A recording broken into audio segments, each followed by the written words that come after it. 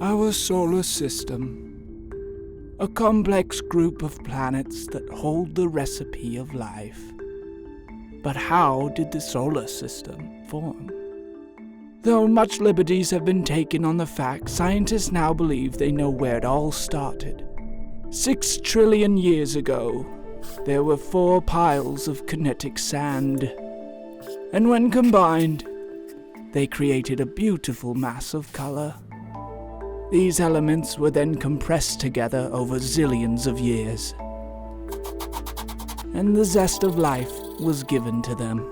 This destabilized the mass and shattered it into a magnificent nebula, full of galaxies, one of which we live in today.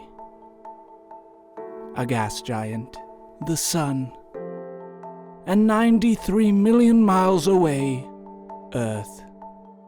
Kept warm not only by the Sun, but from its hot magma core. Here, in the Milky Way galaxy, we find our home.